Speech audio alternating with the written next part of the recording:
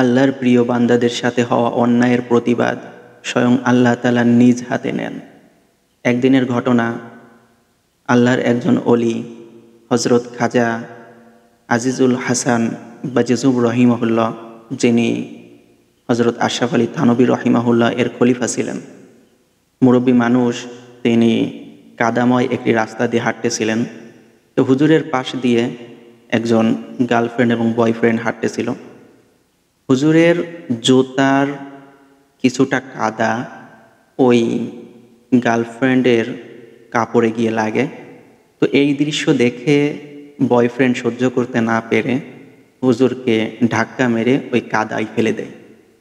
হুজুর কোনো রকম প্রতিবাদ না করে কাদা থেকে উঠে তিনি নিজের পথ ধরে চলতে শুরু করেন। এরপর এই গার্লফ্রেন্ড এবং বয়ফ্রেন্ড তারা 2-3 কদম সামনে হাঁটতে না হাঁটতেই ওই গার্লফ্রেন্ড সে কাদার ভিতরে পড়ে যায়। এরপর ওই গার্লফ্রেন্ডকে টেনে হিঁচড়েও কোনোভাবেই ওই কাদা থেকে ওঠাতে সক্ষম হচ্ছিল না ওই বয়ফ্রেন্ড। অতঃপর স্থানীয় লোকেরা কাছে এসে ওই বয়ফ্রেন্ডকে বললেন যে, তুমি কি জানো কাকে তুমি ধাক্কা দিয়ে ফেলে দিয়েছ? তিনি একজন আল্লাহর অলি, দ্রুত গিয়ে তার কাছে ক্ষমা চাও, নইলে তোমার এই গার্লফ্রেন্ডকে কাদা থেকে উঠাতে পারবে না। অতঃপর ওই বয়ফ্রেন্ড সে হুজুরের কাছে দৌড়ে গেল, যাওয়ার পর হুজুরের কাছে মাপ চাইল। অতঃপর হুজুর ওই বয়ফ্রেন্ডকে বলল যে, আমি সেই সময়ই তোমাদেরকে মাফ করে দিয়েছি যে সময় তুমি আমাকে ওই কাদায় ফেলে দিয়েছিলে। তোমাকে মাফ করে দেওয়ার পর আমি ওই কাদা থেকে উঠে নিজের পথ ধরে হাঁটতে শুরু করেছিলাম।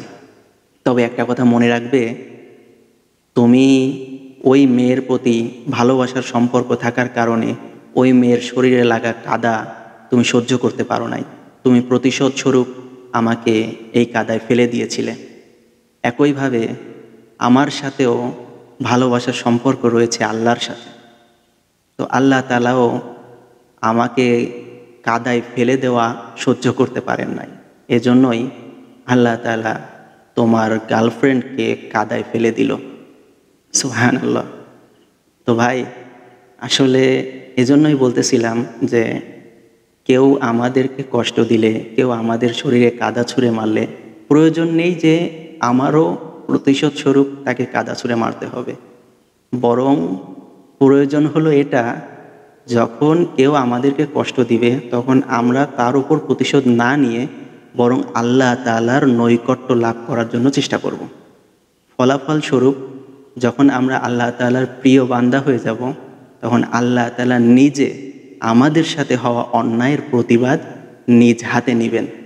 মনে রাখবেন, মানুষ অপর কোনো মানুষের প্রতি প্রতিশোধ নিতে গেলে যতটুকু শক্তি দরকার তার থেকে অধিক পরিমাণে বেশি শক্তি আল্লাহ তাআলার আছে।